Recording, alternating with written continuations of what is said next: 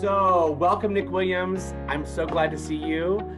I would say it's been a really long time, but it actually hasn't because I saw you a little over a year and a few months ago when you and Sarah were closing Beautiful on Broadway, and I was there for NAMT, and I got to be there for that final weekend, and I got to see you then, which was lovely. Yeah, here in New York, and right down to the deadline too. It was like the Saturday night before y'all closed on Sunday. I was like, I can get in before y'all close the show. Yeah. I had seen it on tour, but I hadn't been able to see it in the city. So it was nice to see you in the city. Well, so I'm really happy that you got to do this. This class is our auditions technique class. It's usually mostly juniors, but I have a handful of senior BFA actors. It's a mix of all of our BFA performers. So some are actors, some are music theater. I will say a lot of them, of course, do both. And so I brought in a variety of different artists to talk about their experiences just in their own trajectory so they can see kind of how this unfolds, and it's so different for everybody, but also to see what it's like, particularly people that are in audition rooms that are dealing with young talent and how they feel about people's preparation and how they wish they were prepared, but also how they wish they maybe had prepared themselves, but also to give them a real good view of life in the arts, because this is kind of a more than an auditions class, it's also just kind of a professional practice class. It's like, we're going to talk about taxes, we talk about unions, we talk about all those different things so that they don't get to New York and go, what?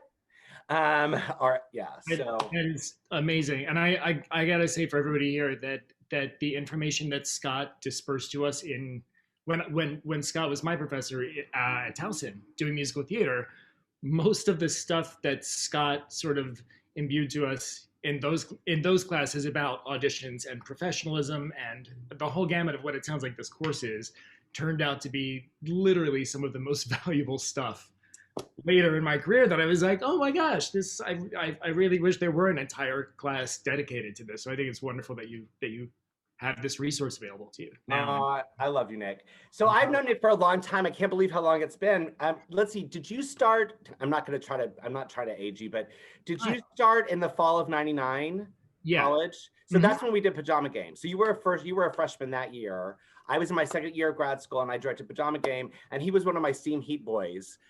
But the thing that stuck out to me about Nick, aside from the fact that, he was an undergraduate performance major, was that after rehearsals at night and when I was, whatever I was doing, I would keep hearing somebody playing through these scores in a practice room or an acting studio or any classroom that had a piano. And I would poke my head and it was always Nick. And so I was like, you should do this. You're really good. He's like, nah. Well, it ended up being what he's doing. That's how nerdy we were, though. After rehearsing all day and after classes all day, me and my friends would sneak back into the theater building and play through like the entire Tommy score. Yeah. It was some of that when I'd be in that hall or in the other room listening was some of the most exciting stuff that was going on at Towson at the time. It was just you guys having fun in another room. No, Pajama Game was wonderful too. Well, that's always going to be special because I ended up having a lot of. I wasn't that much older than you guys, so I ended up having a lot of what turned out to be lifelong friends. Yeah, that were in that class or that were in that show that were undergraduates when I was a grad student. But Nick is a lot younger than me, so don't worry. He's still in the game. Anyway, so I'm so glad to have you here. I want to talk a little bit about that. Like, how did you go? Because they're all doing the same thing that you did. They're performance majors. They have all these things coming at them. They have all these interests. They're trying to figure out. Now they're getting BFAs and they're a little bit more, targeted. But they're still like, having all those same doubts, all those same like, what should I be doing? Am I good enough? Will this work? Am I going to starve? Do I have to be a prostitute? I mean, they're having all those fears. Totally. It's that struggle is kind of perpetual in this industry with everyone, even the people who you look up to as icons in our industry. I guarantee you, probably still to this day have moments of that. And even with the laser focus of something like an MFA in musical theater is such a broad spectrum of talents and abilities, and you have as Scott will tell you, I used to be acting track, and my degree's in the acting track, but I was even approaching graduation with like, oh my God, I'm not a dancer at all. Am I gonna work ever if I'm not a dancer? Like my singing voice isn't really what it used to be. Blah blah blah blah blah. Um, and let's face it. After this, musical theater, we're all kind of waiting to see what the new musical theater scene is going to be. Commercial musical theater scene, at least, is going to be like emerging forward from this. Um, it's I would say if it's the kind of thing that you're here and you're doing it now, I if the passion and the drive is there and you can put the work in, it's more of a level playing field than you think it is. And getting the right education and being as prepared as you possibly can is a really really really good start to make sure that you are putting your best foot forward with auditioning and with getting hired and understanding the industry and everything you do. So before we go into that and what it's like for you, what the kind of work that you do as a music director, an associate music director, a musician, on both the Broadway and national tour level. And we had Tony here. He's one of the guests I've had. So Tony talked about spelling bee a little bit, and you was excited you were coming. But the thing is, but I want to talk a little bit about your experience. So, because I know it, but I think it's interesting for them to hear all these different stories from all these different guests. And I've had guests that are like older than me, to guests that are, only about 5 or 6 years out of school. So it kind of runs the gamut generationally. And what I think I'm hoping they'll get out of this is that all the stories are slightly different, and yet they all kind of ring true and have some similarities to them. So talk a little bit about getting an undergraduate, in degree in, Towson, Maryland is a suburb of Baltimore. It's basically Baltimore. And, but going from being this Maryland kid to like you're doing national tours and you're in New York and you're doing Broadway shows, can you kind of give us the brief version of your life story? Yeah, totally. I was so when I graduated high school, which was in Bel Air, Maryland, even farther out from Baltimore than Towson was, I had no idea. I was in choir. I played piano for choir. I'm a self-taught piano player. So I was playing for the choir. I was singing. I loved singing. I knew I loved singing. I did musicals in high school. I knew I loved doing theater. It wasn't nurtured in my high school environment necessarily that was something feasible that you could do for a living. Because I was like, I have no idea what I want to do in college, no idea what I want to do for a job, but I know I love the arts and I love theater and music. And it was our high school's new drama teacher who was like, you can start off in college, pursuing acting if that's what you really want to do, and see how it goes. It's very hard, but people do pursue it for a living. It takes a lot of work, just as everybody says it does. And if you figure out it's not for you, you can change your mind. And I was like, amazing. So I went into Towson as an undergrad theater major. I wanted to be Towson. They don't have a BFA now, do they? I don't think so. I think it's still all BAs. They have concentrations. Okay, so I was going for my BA in acting at Towson University. I think in the back of my head, because I loved musical theater, I wanted to be a musical theater performer. I wanted to be in musicals. I was familiar with straight plays, but I had never really done straight plays. But I was just kind of going into this acting program and seeing what I could get out of it. All the while, like Scott said, still playing the piano a lot. Still, Towson was really great in casting a lot of the shows. If they knew that I was interested in doing something because I played the piano, like they could put me as Tusenbach in Three Sisters because Tusenbach plays the piano. And I would play for Scott's audition or for Scott's musical theater classes. Mm-hmm. I would play for Harvey's musical theater classes. And it was sort of, I guess, around my junior or senior year that I kind of started to realize that for me, for my personal journey, at least, my strengths lied way more in the music side of things and in the in the teaching and instructing and maintaining and that kind of thing. And actually, I still remember, I will never forget this one conversation Scott and I had in the hallway after one of his classes, where he was like, "I know you love the acting thing," because we had done oh gosh, we had done a couple shows down in Baltimore City outside of the university, Right. where Scott needed a music director and somebody who could arrange. Yeah, And we did Little Bird Baby Kidnapped at Theater Project, but we'd also done a couple of like weird readings of new musicals that I probably have gone nowhere. Deception's Wind of Change. Oh yes, Deceptions Would Have Changed. Yes, yes. But it was very much the kind of thing where I was sort of in the same place where I was having a lot of doubts of, is leaving acting behind the right thing? Is this really the way I want to go and pursue? Because that's not really what I came into this program wanting to do.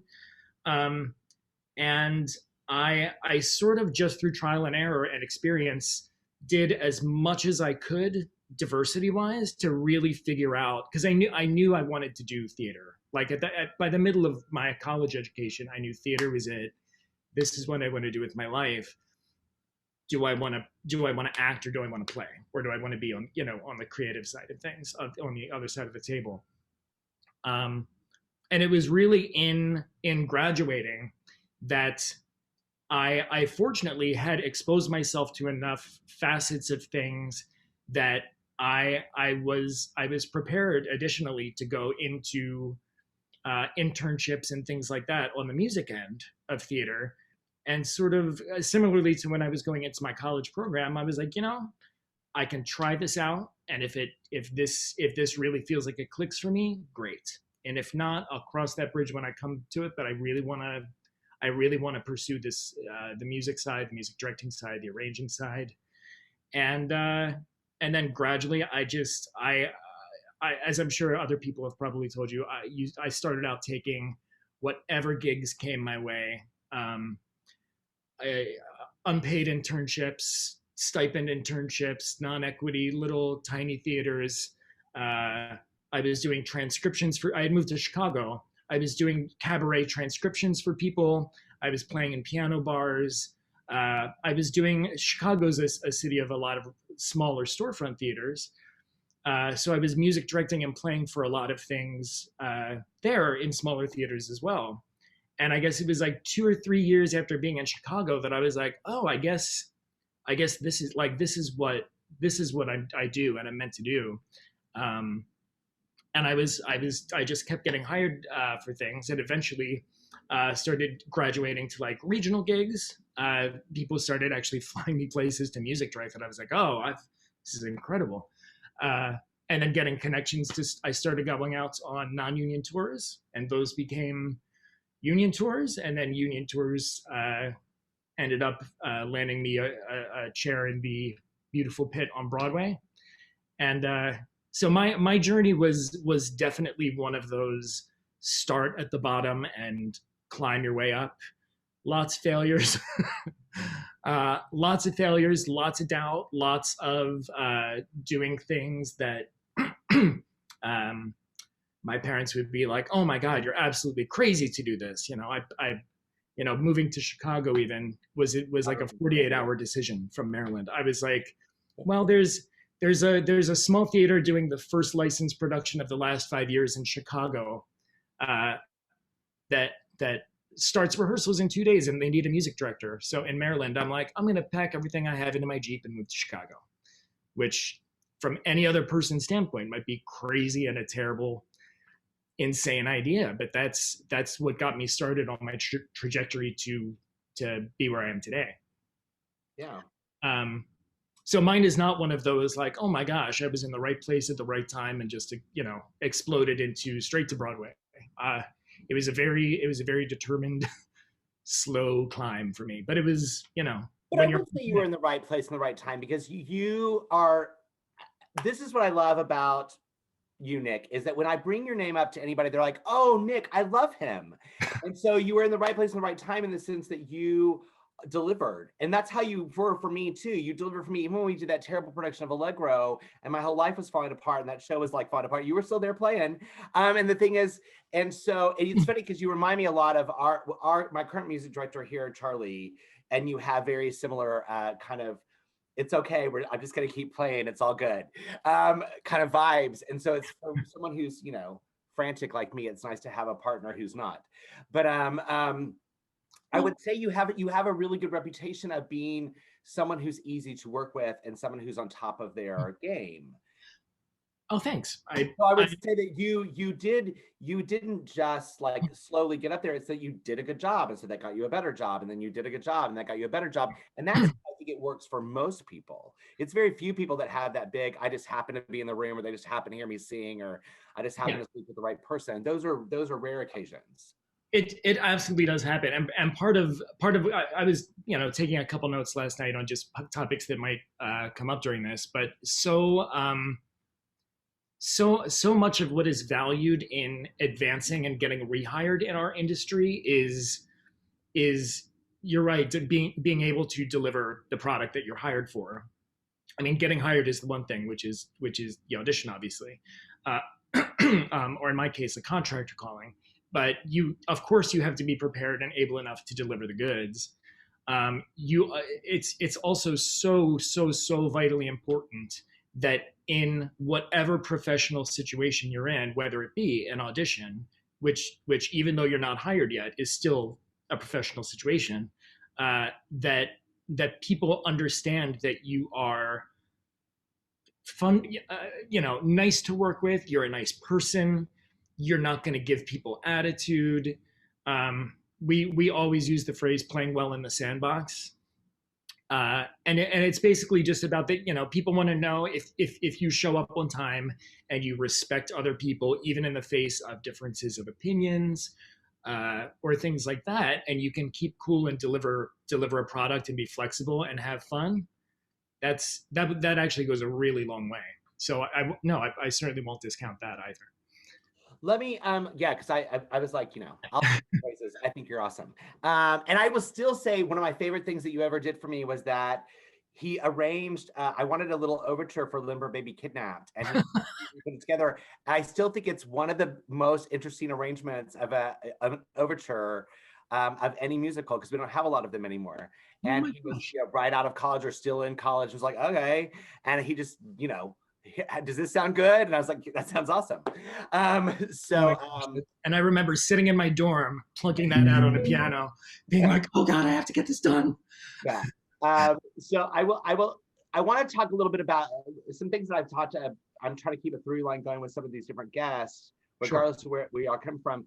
Tell me one, and then we're going to get on to specifically some things about auditions, but tell me one experience for you in the industry that was life-changing and why, in a good way. And also tell me one that was kind of in a bad way, like something that was a big failure, but you think it changed your trajectory or taught you something. And then also tell me one that was a real success. So because I want them to see the highs and the lows of it, but because for me, it's more about what you get out of it, right? What you learn from that moment. Well, gosh,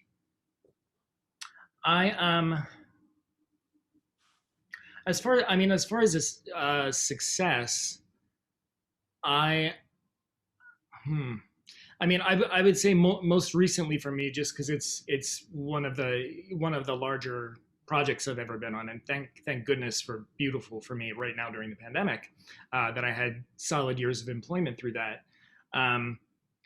So the music supervisor on Beautiful, who's Jason Howland, who wrote Little Women, is a fantastic guy and works like I don't think I've ever met a harder working person in my life ever. Like, this man has 50 different projects going on at once and somehow manages them all. And I had met him working on Flashdance, the tour, which was supposed to come into New York but ended up not. And it was sort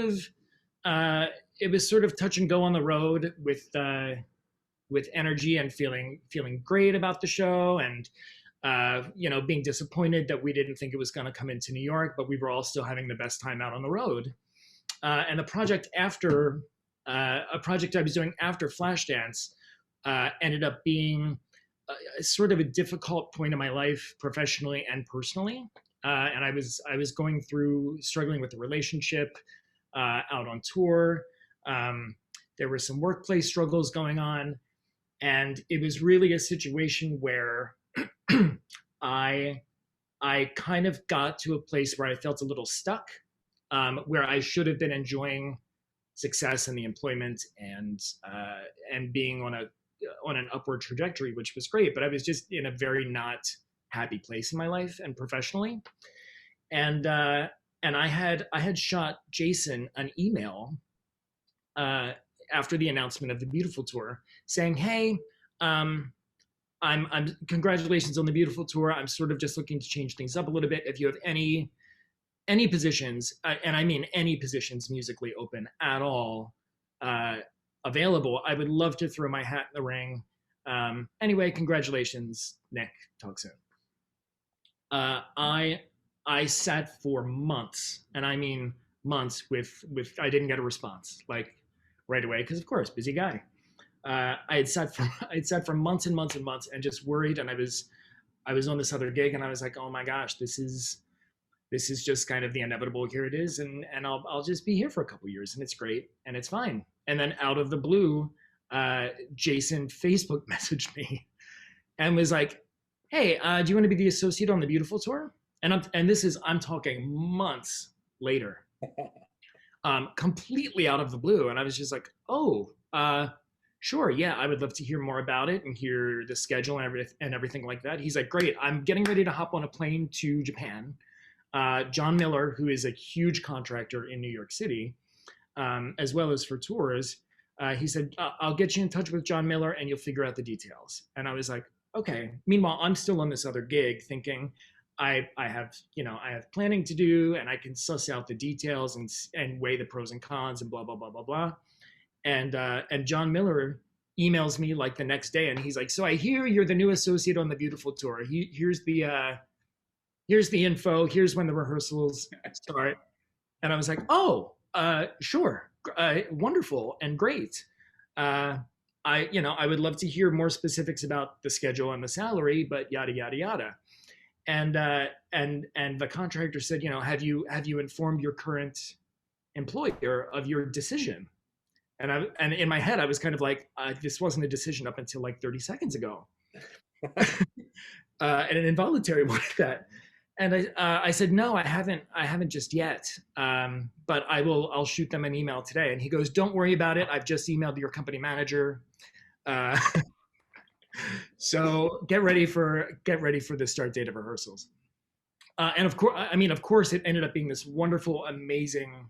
I mean, I have like 5.5 years of my life in Beautiful on the road and on Broadway, and it's one of the best jobs that ever happened to me.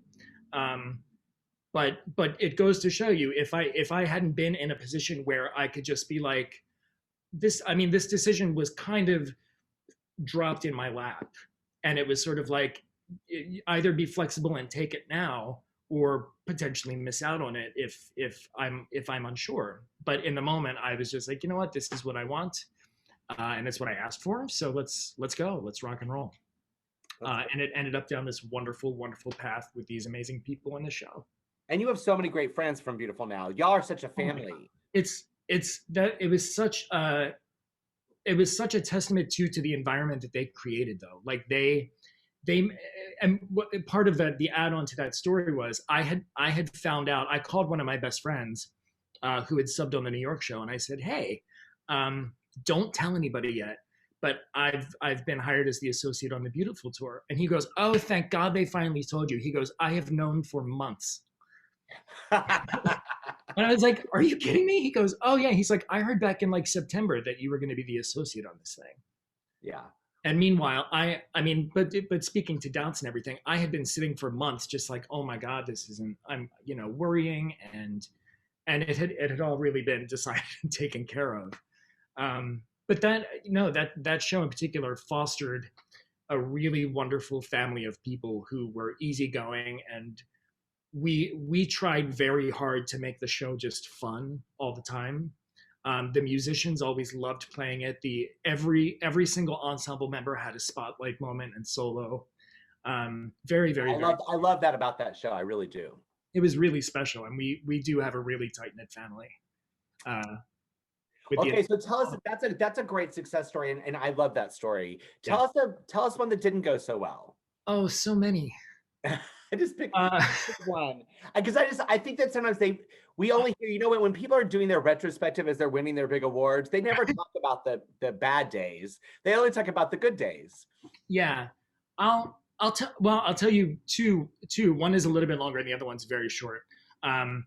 As a musician and a music director, it's not often that we're asked to actually audition for a gig. Usually it's a phone call from a contractor, unless you haven't worked a whole lot yet, and then they might ask you, to record a sample or to play something. But lately, the online send us a video clip of your playing has become a little more prominent. And I was on the Beautiful tour, and I had two auditions pop up to music direct 2 different very large national tours. And I won't say what they were. This video will be available in perpetuity. Yeah. But they were both really, really exciting opportunities. But I had also, it had been so long since I had asked to prepare something to audition. And oh my God, was I nervous, and were these difficult? One of them dropped a lot of material in my lap, and it was really, really intricate playing. And they wanted a video set up like this with an audible metronome, piano only, and it was all these tempo changes too. So you had to create a metronome track for yourself to play to, and then get that good take of these 5 songs to send in. And it didn't get that one, but spent, I'm not kidding you, like weeks preparing that material. Cut to me coming home to New York City, and I'm starting to sub on Beautiful Broadway.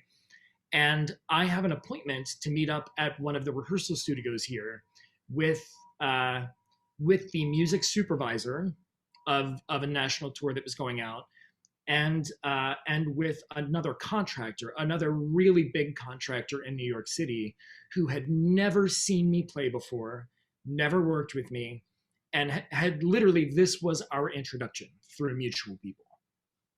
And it was just those 2 and me in a room, and it was sit down and play this song, and then we're going to ask you to conduct the music supervisor playing through another song or 2. And the song itself that I was asked to prepare on piano was I would say maybe 30 pages long, and it was very fast, had like 10 tempo changes, was in different, it had movements. It was a really fast rock song, and it was crazy, like 8th note rock and roll piano all the time. And oh my God, I wanted this gig so badly. I practiced. I rented rehearsal rooms for days. I was still conducting Beautiful Broadway at night. I was playing rehearsals during the day, and I would find a 2-hour window to go and jam through this stuff. I was so nervous, and I got into that room. They couldn't have been nicer, and we had a little conversation, a little back and forth, and I sat down at the piano, and I just sort of like pushed down on the keys, and I was like, oh, it was a rehearsal studio, and I was like, oh my gosh, these keys are heavy. Like this is a very classically tuned piano, so it had a very heavy touch to it. And I was like, I don't think this is gonna go very well. And not to mention, my arms were so tired from practicing, like so insanely tired from practicing. I started playing, and about 3 pages in, my arms were so incredibly tired that they gave out. Like my hands wouldn't play anymore. And I stopped playing, screamed the F-bomb, in in the audition in front of this contractor and music supervisor and said, can I start again? And they were just like, yeah, sure. I like didn't phase at all. But I was like, that just happened. Just start again. It's fine. And I started again, and I tripped and fell through about 5 pages of it, thinking surely they've heard enough and they're gonna stop me and it's fine. They made me suffer through the entire 30 pages of that song, like worst playing I have ever done in my life ever, um, because I practiced too much. Yeah. And not to make excuses, I wasn't prepared to play it on an actual upright acoustic piano, but I had literally worn myself out practicing, blew the gig. The contractor was super super nice about it, but he fortunately gave me a phone call and was like, just so you know, obviously things didn't go your way. And I was like, dude, I'm so sorry. I was like, I'm stressed out. I was like, my arms are exhausted, but he's like, it's all good. I'll keep you on file for next time. But it was definitely it ended up in the end working out because things happened with that show that it would have been a bad choice to go to.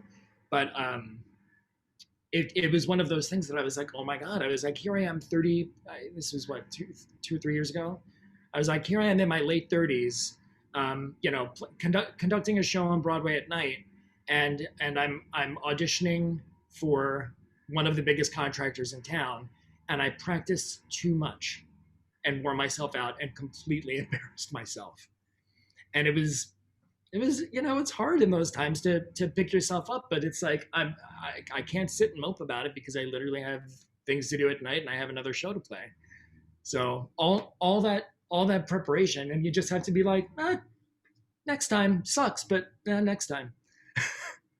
That's awesome though for them to hear. I mean, because I think that that's the truth. It's always about that balance, right? You want to be prepared for every opportunity, but you don't want to be exhausted.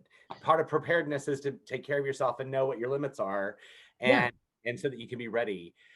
You brought up some things in these stories that I think are good for them to understand, that I think are complicated when you're young and all you've known is your high school theater and then your college theater, where your music director, you might have a vocal director, but you hear things like musical supervisor and contractors, and there's a music director and associate music director. What are these people's jobs, and who's in the room when you're auditioning, and who's really making the decision, and is anyone going to teach you music?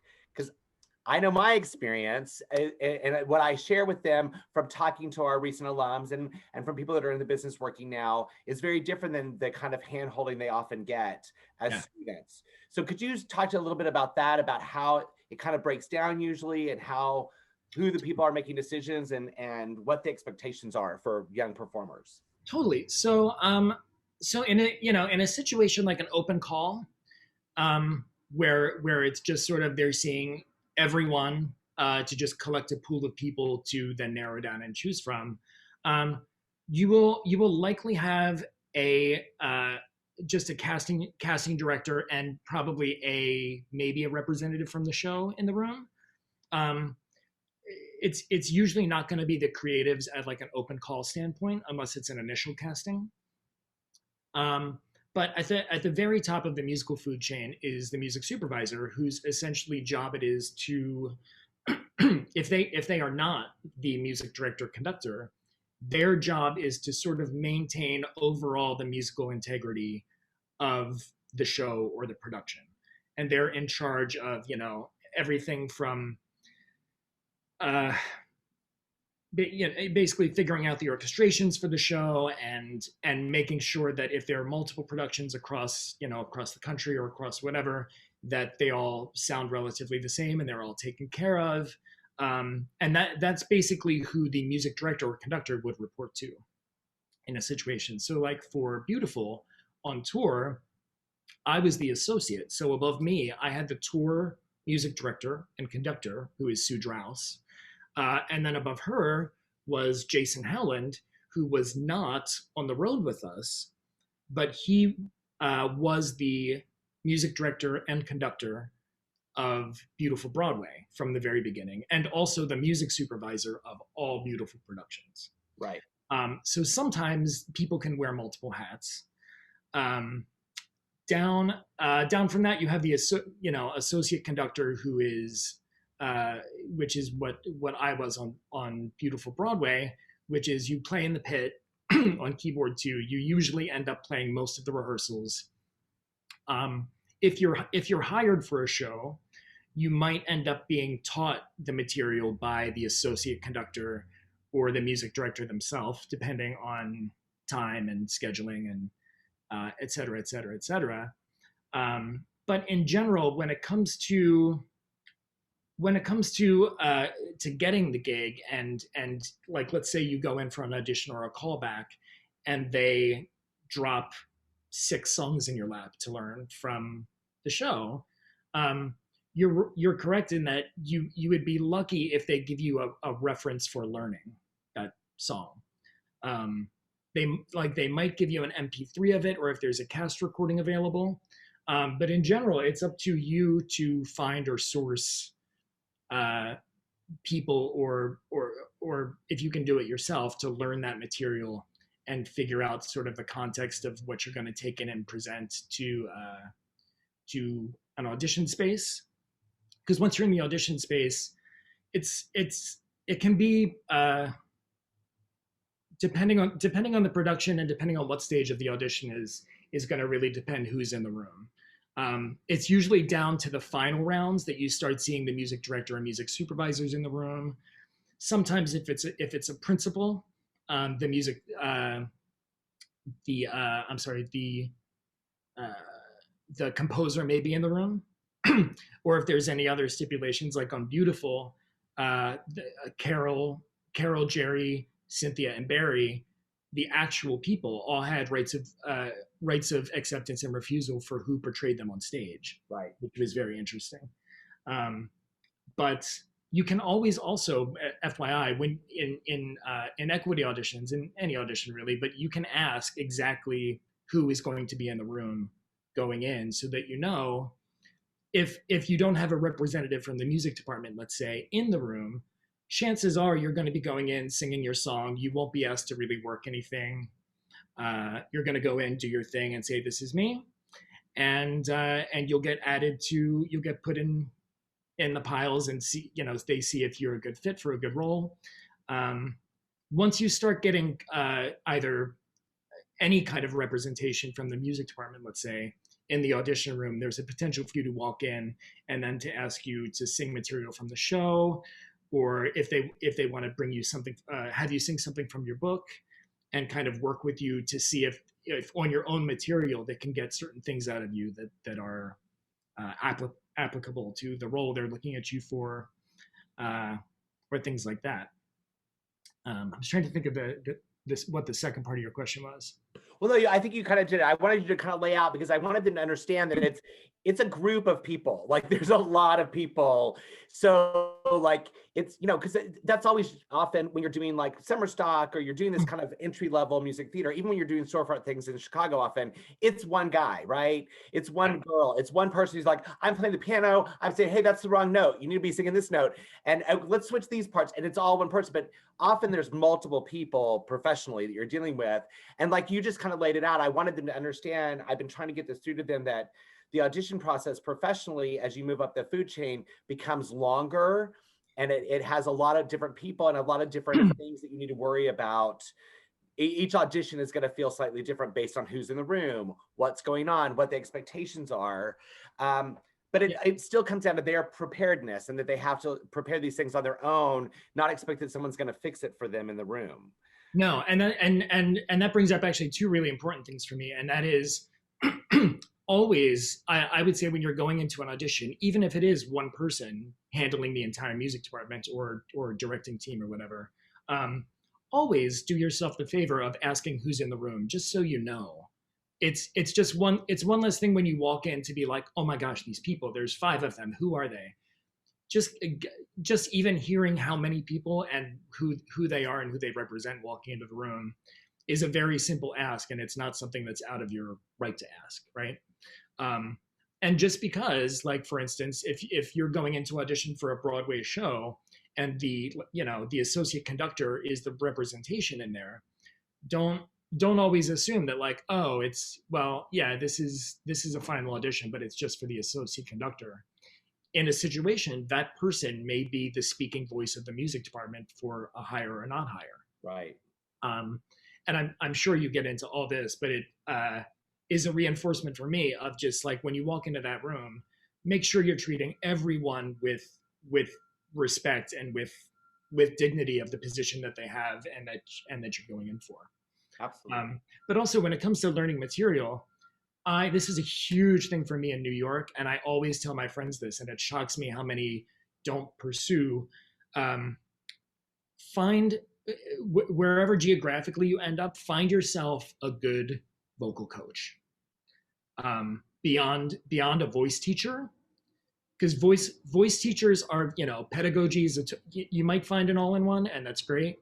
Um, Find yourself a good music coach or a vocal coach who is familiar enough with musical theater and the lexicon that if you bring them whatever material, even if it's for a new show or an established show, somebody who understands the industry enough that you have a trustworthy set of eyes to just give an assessment of what the people behind the table are going to be looking at, and into your performance.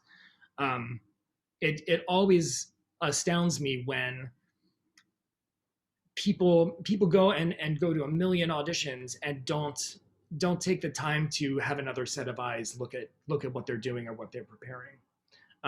But it can also be immensely helpful to send a vocal coach, even if it's over Zoom, or somebody to create you an MP3 track to learn a song properly, so that you're more prepared. Anything you can do basically to be more prepared walking into that audition room is a plus for you. And from my standpoint, and from what I've seen, having a trusted vocal coach is a very important part of that. So Nick, let's talk about that. That leads me to my next thing, and then we'll open it up to them to ask questions. Sure. But what are your favorite? What are your pet peeves in the audition room? As somebody who's played a lot of auditions, who's been the person making decisions in a lot of auditions, and what are the things that you love that like really stand out to you as like that sets people apart for me in a good way? Yeah. A huge. I mean, I would say it's a pet peeve of mine, but it's also I feel like it's a pet peeve of a lot of music people who see a lot of really insanely talented people come through an audition room and just not do the right thing. One, okay, riffing has become a huge thing in music, in pop music. Even in pop musicals, a lot of musicals require that you have an ability to riff and blah, blah, blah, blah, blah. There are also so many that do not. It's very important to know and to be able to, when asked, turn your riff switch off. It's any kind of musical feedback that you would get in an audition room. Don't ever take that to mean it doesn't sound good. Or that it does, that a riff doesn't sound great or something. What really is disappointing is when you have somebody walk into the room, they're confident, they're a wonderful warm personality, they're the right look for the role, everybody in the room's excited to hear them sing, and they bust out a 1950s song and riff all over the place, right? And which is okay, until somebody from the music team says, that's great, can you go back, do the whole thing again, and sing as close to the page as possible? Just take out whatever riffing you're doing, just sing it as close to the print ink as possible.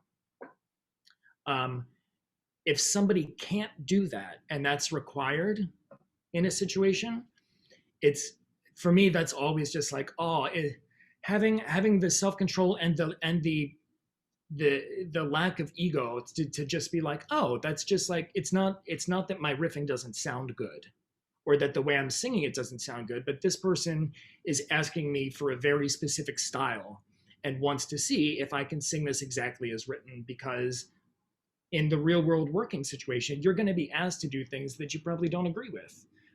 Or you're like, why? I think that sounds great.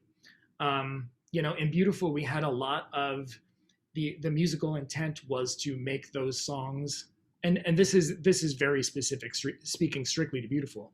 The whole musical idea behind a lot of the songs on that stage were to recreate the the feeling that people heard when they heard those songs for the very first time. Right. And it was not to do a 2018 or 2019 remake of a Carole King song. And while yes, we wanted to hear, let's say a little Eva come in and wail at the end of Locomotion, for a lot of the others, the music style that we were looking to get was so specific that people didn't understand that adding all of those riffs and vocal colorings, not that it didn't sound good, but was totally inappropriate for the style of the show that was being performed on stage. And if people didn't have the awareness to be able to flip that switch off, or even to just be like, to accept feedback that you necessarily didn't agree with, just for the sake of the audition situation, it's always a shame to me when they're just like, oh, that person would have been incredible, but we would be on Riff Police 24/7 and clearly get pushback from any note that we would give the person. I would also say on the positive side of things, it's always, when you're going into auditions, especially something like an open call where these people are seeing hundreds and hundreds and hundreds of people, one person every 30 to 45 seconds or minute, you would be so surprised the reaction you get to just the people who you can tell have collected themselves before they entered the room, are coming in with a positive energy, are coming in with, if they're given a note, they don't give a look, they don't like try to retort back. People who just come in and present themselves with respect and preparedness is, as much as a baseline as that sounds, you would really be surprised when life starts to creep in and you have a bad day and you're going in for an audition and you walk in and you can just tell that the person who's walking in is having a bad day and they're pissed, or you can tell they feel a certain way about the accompanist and want to blame the accompanist for their audition not going well. People who even in light of stressful circumstances still are just positive people. The reaction, especially after they leave the room, is almost always still just like, well, I really want to try to use them, but even if not, people will almost always be like, oh, even if they're not right for that project, I love that person's energy and they're talented and I really want to work with them or keep them on file for the future. That is actually a thing that happens. That's not just sort of rhetoric of auditioning. Like the personality. That's why I bring you guys in, because they think I make this stuff up. No, it's so not. The energy that you bring in the room absolutely has a great bearing on almost as much as how you perform, because in the workplace you're going to be with these people day in and day out, and there are going to be conflicting opinions, and the more that you can present and be and let them know that you keep a cool head about things, and that you don't have to be smiley all the time, but the fact that you're not going to be adverse or be disrespectful to an accompanist or something like that really, really, really does go a long way and leaves a great positive impression. I have one last little question. We're running kind of tight on time, and I want to make sure the kids can ask questions. But I want to ask one thing, particularly because we have a lot of BFA actors, a lot of which who do musicals and have been in my musicals, because you know me, I don't care. I'm going to use everybody. I'm greedy like that. But the thing is, but there's some that don't see themselves as singers. They don't see themselves as musicians. But there are lots of roles in musicals that don't call for singers per se.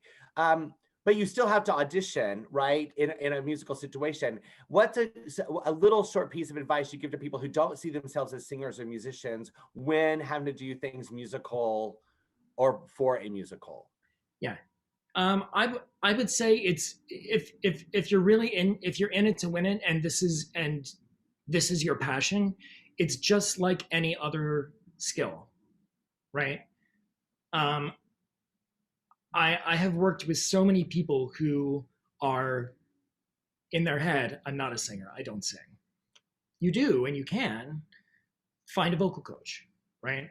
Like our, for instance, we have one of the roles in Beautiful, Right. Donnie Kirshner, and it's technically a non-singing role. So is Jeannie, but we kind of add everybody in at the end, and one of our performers who was Donnie came in, and no one had told him that there are two lines that Donnie has to sing in the show, and they don't have to be sung perfect because you know who this character is, but they the bomb was sort of dropped on them that just they were just like, oh, I have these two lines to sing and it's a solo, and they were just like, oh yeah.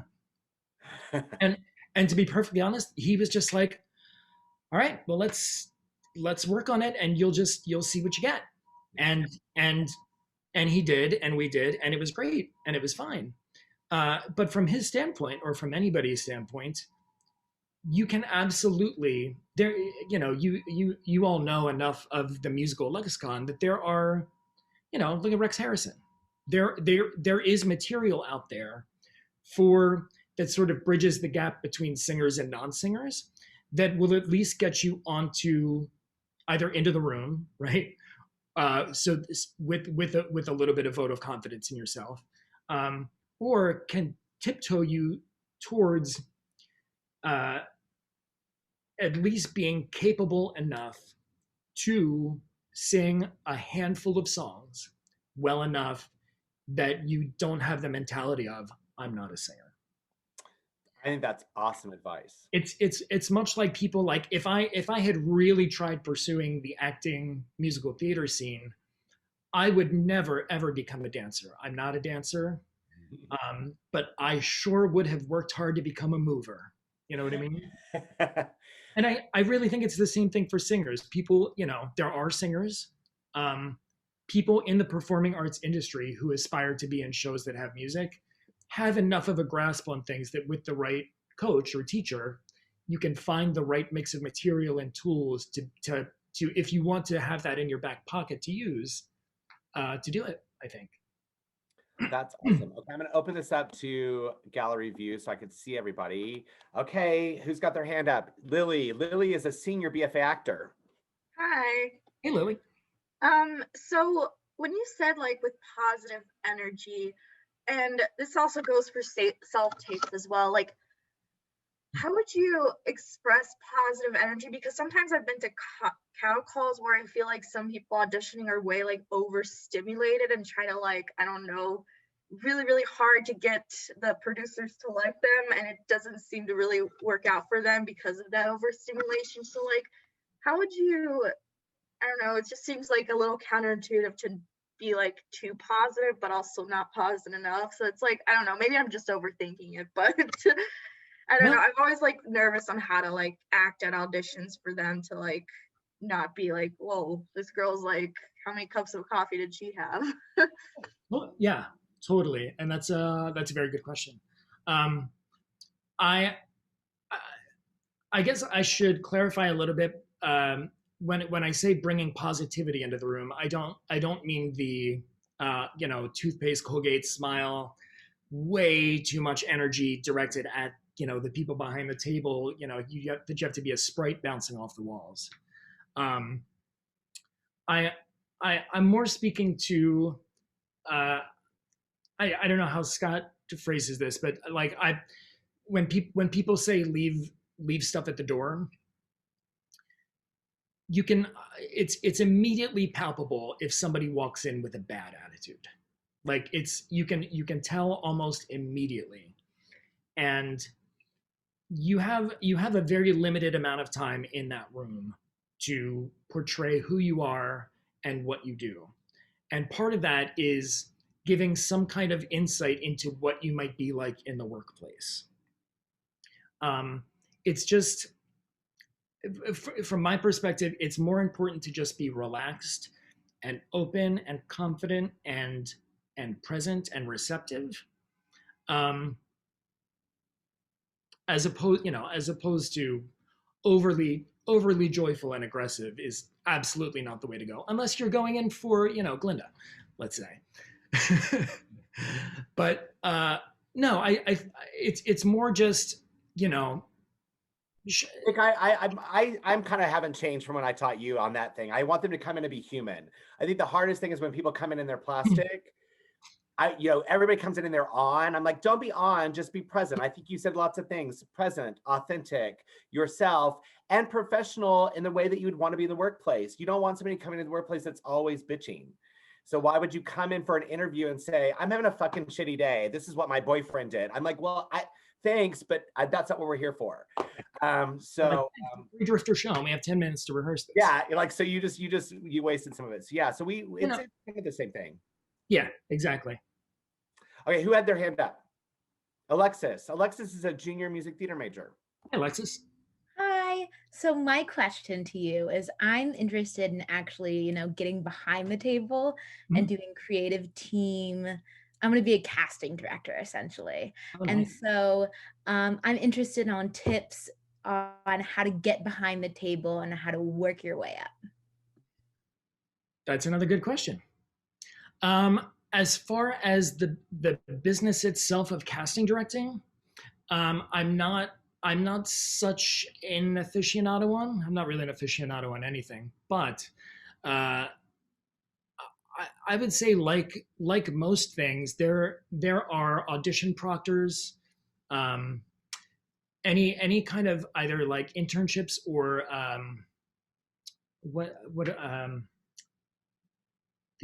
like production assistants. You can inquire to be an audition reader. A lot of people who are super tight knit and close with our casting people who are looking to get into casting end up or start out sitting in a chair in the room being the readers. And what that means for everybody is, when you go in and you're asked to prepare a scene, there is going to be somebody else there reading all of the other lines for you, right? That will offer an opportunity to at least get in the room. And those people, even though it's hard because a lot of times some very sensitive information gets exchanged behind closed doors, but there still end up being other people milling around in the room to get a feel for what that's like. And I would also say it wouldn't necessarily hurt to reach out to, if you end up coming to New York City, reach out to some casting offices and say, hey, I would love to look into working in what you do in some capacity. Is there, are there any positions or internships opening up that you need somebody for, or to be a room reader, or, like I said, a proctor? And, speaking from my personal experience, I would just say anything you can do, even if it's starting out, at least being a person in the room or somebody who's going to have regular interaction with those casting people is a really great place to start. And outside of that, cold email or cold call. Yeah. Never be afraid to ask. That's, you'll be surprised how many times you get a yes that you expected a no. Okay, who's got another question for me? Joe Storty is a junior BFA music theater major. Hey, Joe. Hi, Nick. Thank you for being here. This has been awesome so far. As a fellow musician and music nut, I'm also a self-taught pianist. I had a couple of questions. First, as someone who's self-taught piano, how do you, get better at it? What do you do to keep up that practice? And then, how do you get into pit work in Broadway? I play multiple instruments besides piano, and a pit, being in a pit is viable for me in the future. And as somebody who arranges and composes similar to you, what are some tips and tricks, some golden rules, if you will? Also really good questions. I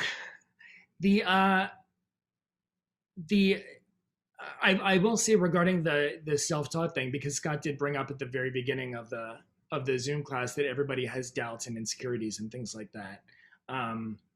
I can tell you also, being a self-taught musician, even for me now, it often never goes away. My doubt and insecurity of I didn't have formal music training. You know, I'll be perfectly honest, my music theory is crap. And you know, I was never classically I'll be trained. perfectly honest, some of theirs are too. Not Joe though. I think you know, musical theater right now is so insanely diverse, right? Like we have hip hop musicals, we have rock musicals that have classical interludes. I would say any facet of music that you can expose you to and gain an understanding of is only going to work in your favor. So for instance, as you know, as an associate conductor and a keyboardist who is self-taught, I also taught myself the basics, kind of like we were talking about non-singers. I'm not a jazzer. I never played gospel in my life, but when I got hired to play Color Purple, I had to learn how to fake gospel really quickly. And that was reading a lot of transcriptions, listening to a lot of it.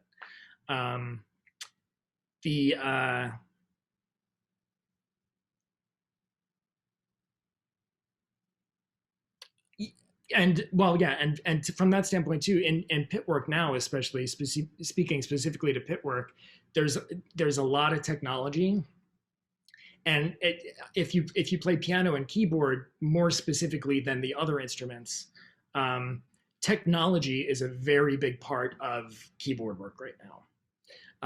So if you can start to dip your toes into like Mainstage, which is the sound program that a lot of pits use for shows now, learn the ins and outs of, like, you know, Logic, or at least a basic fundamental understanding of synthesizers, keyboard connections, things like that. Because, you know, when I went out on the Beautiful tour, for instance, we had 3 keyboards as well as local musicians that we picked up in a core orchestra. But I was also the synth tech for that show. And this was also, I coming up through all of this, had to teach myself about MIDI and keyboard connections, and because it eventually, that hire included with it the responsibility of, if we show up in a city and keyboard 3 isn't making any sound, I have to fix it. And I have to figure out what's wrong and how to do it, or troubleshoot, you know? And there's a wealth of resources available online, whether it be YouTube or Mac Pro Video, things like that, to get yourself up on things like that. As a musician in particular, I would encourage you to explore as many playing styles as you possibly can. It's great to have one thing or one style that you do really, really, really well. But the more things you have in your back pocket that you can be like, I can do that, or get by on that, or I sort of know that and I'm learning it, is definitely a thing in your corner to have. And as far as cracking into the pit scene, I very similarly just say start with whatever opportunities might come your way, and that may be with a very low paying community theater gig, or regional theater gig, or a music internship. I took a gig when I first moved to Chicago, as and this was when I was literally still figuring out that music was where I wanted to go, as opposed to acting. I took the lowest paying music internship at a huge regional theater outside of Chicago. And on the 3rd day, the music director was fired, and they asked if I wanted to step up and music direct. And just the fact that I was there and prepared, and knew, had worked hard enough to know an understanding of what was going on, that I could do it and tackle it in the moment, even if I had some stumbles, is what got me in the door there. And then that got me other pit work, et cetera, et cetera, et cetera. There are so many opportunities, even in larger cities, if you know players, particularly of touring shows that come through.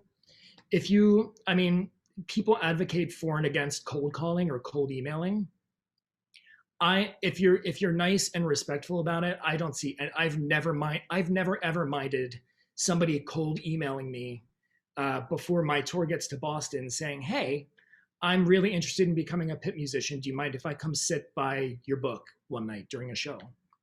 And those are also great things to take advantage of. That again, so long as you're not overbearing, or so long as you're respectful about it, are all great things that you can do to again kind of speak into Alexis's question too, to just kind of get in the room and be like, oh, this is what this is like at this level, and meet people and network. That is the key. Do we have another question? Because I have one more I want to ask. Do we have another question from the Dylan? Was that Kieran O'Connor is a senior BFA actor. Cool. Hey, Kieran. Hi, Nick. I had a question about, you mentioned looking for jobs while you're already under contract, and that sort of other auditioning process or interview process. So my question is, how do you work through that, and how do you take care of yourself while looking for other jobs simultaneously when you're under contract? That's a great question also. No contract will ever, obviously, you're never forbidden for pursuing other work. So long as what you're doing is not interfering with your work responsibilities. I always recommend pursuing something that you want to pursue. You may, when you get to a certain level with equity, you may be contractually obligated for a year before you can leave or break your contract or something like that. It's still, from an actor standpoint at least, good to send in, even if you're not necessarily available, to send in self-tapes and things like that, so that you're being seen by casting directors and things like that. There have been circumstances for actors where you have to be careful about, some people make the not wonderful decisions of calling out of shows and flying to another coast for an audition. When you do that kind of thing, you have to be super, super, super careful, obviously, because you're technically not doing the right thing by calling out of your current work. Technically lying. Just say it, Nick. You're lying. Yeah. And someone will rat you out. But in general, if it's something, if you have an audition, let's say, and you have material to prepare or to do a self-tape, so long as it's not interfering with the work you're currently doing, there's absolutely nothing wrong with that.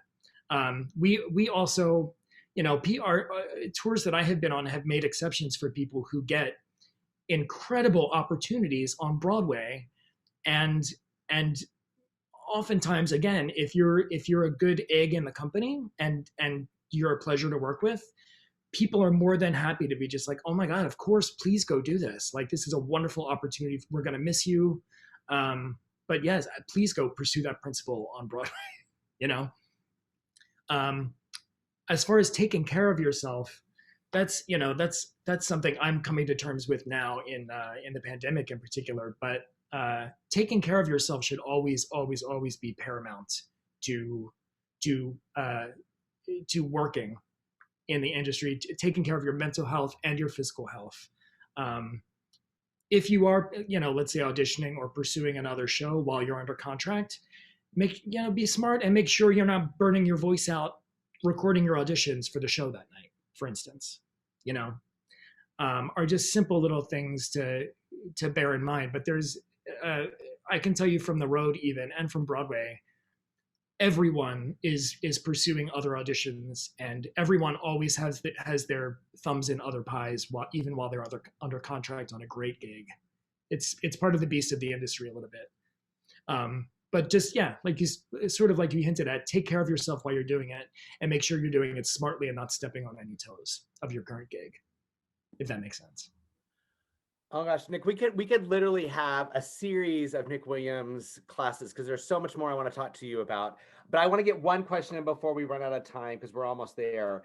Because you are working when the pandemic hit, you were doing Camille Claudel at Signature in our old stomping grounds in Northern Virginia in Shirlington. It's one of my favorite theaters. But also, that's a show from back when I was these guys' age. Like, this is an old Frank Waldhorn show that they were redoing. I want to know, just give me some inside scoop as to how much were they reworking that piece? Is it going to happen? Now Scott just wants the dirt. I do. I want a little bit of dirt here just to finish up because he's in the know. The iteration of the show that I heard before starting rehearsals was very, very, very different. Yeah, good. I would say the show was, God, probably bordering on like 80% new material since the last increment. That's awesome. So most of the songs were new. I know Frank's put this out there, so it's not a huge spoiler. Oh, no, you're not. I won't let you get yourself in trouble. Obviously, like, Gold is still in it, and In the Stone, the opening number is still the same. A lot of so when the pandemic shut down, I kid you not, we were 3 days away, right, from leaving the rehearsal hall and going into tech and from first orchestra read through. If you Google Teal Wicks singing In the Stone, we did one press shot with the full orchestration because we still thought we were going to make it to at least either a filming or a preview, and we never did. But you can hear what the show, because the show was completely being rearranged and reorchestrated, and things were going back and forth between Act 1 and Act 2, changing very rapidly even as we were approaching tech. But you can, if you Google that, there's a video that you can kind of hear what the vein and the style. And you guys know Teal Wicks. I mean, she's an alphabet. She was one of the shares, the three, with Stephanie J. Block and them. So Teal's great in the show. That's a great video. Is it going to have a future, do you think? We're it's like, I call it the Renaissance. Like, we're in the plague, so we're going to have a Renaissance. Is it going to happen during the Renaissance? I know Frank and Nan still really want it to happen. There was the potential for it to be, if there was going to be a 2021 season, that it was going to be in 2021 and just relocated. There was a whole kerfuffle surrounding Signature for a second, right? And then it was decided that they were doing a 21 season, but it was all going to be videoed, right? It's all virtual. And they were gonna just, I think, 3-camera shoot a lot of shows, and it was kind of decided by people that wasn't the ideal medium for the premiere of this show. Right. Because this show really does have such a past of, going back to, what was it, 2004-ish? Oh, I think it's from before that. I mean, it's one of those original, like, part of, like, when he was doing Pimpernel, they were playing with this show even back then. Yeah, like the good back to the 90s. It's old. Production was, the Goodspeed production was Linda Etter still. Yeah, this was when he was like, this is several wives ago. Yeah, so I know this is a very passionate project for them, and I never thought I would be at a point in my life that I would say I have a text message from Frank Wildhorn saying that, of course, when this has legs again, that I will be involved, which is wonderful. Yay! I do think, I really hope it's going to happen. It's a beautiful piece, and the songs. For the students who don't know, it's about Rodin. The thing about Frank is he comes up with these really great topics. Like, they're really interesting people. It's just sometimes in the execution it gets a little lost, but this one sounds good. It sounds like what y'all are doing with it was really interesting. And if I played you some of the rest of the score, but in particular, if you listen to, like, In the Stone, it's, if you played me songs from the show, except for maybe one or two is, as he would put it, classic Wildhorn. So much of the show, if you played it for me, I would never guess that it's a Frank Wildhorn score, because it's so much like French influence and French, little French art motifs here and there. And Jason Hallam was doing some incredible arrangements and a really, really interesting orchestration on it. We actually had more people in the orchestra than in the cast. Yeah, it sounded really lush, especially for Signature. It sounded like a big, huge honking orchestra. Yeah, I really smiling. She loves that French stuff. She's like a big Edith Piaf fan. So you say French, you had her. Oh wait, who? Oh, Julie, she's like, and on my screen, she's right next to you. So she's a junior BFA actor, but she's just, as minute as you said it has French influence, she's got a big grin. I really hope it comes back soon afterwards. I know I don't think it's something that they would just put on the shelf again completely, because I think there have been so many stops and starts with it over the years, that we were finally getting to a point that it was going to be seen in the incarnation that they intended it to be. That's good to hear. And it's also, I just wanted to, remind them that you were working when all this kind of stopped. Yeah. If we are at time, I'm going to have to let them go because they get a very short break before they have to be at their next class, and it's lunchtime. But let's all unmute for a minute and thank Nick, because I keep forgetting to do that. Let's give him a round of applause. Thank you. Thank you. Questions? Next time I'm in New York, we have to get together. And yeah, so it was great to see you. And thank you so much for doing this. You're so kind to give me this time. No, thank you for asking. It was a lovely opportunity, and great to see and meet you. I hope you have a wonderful time. Scott's the man. Just objectively, Scott is an invaluable resource for this kind of stuff. So you're in great hands with him. You're very sweet. Thank you so much, Nick. Okay.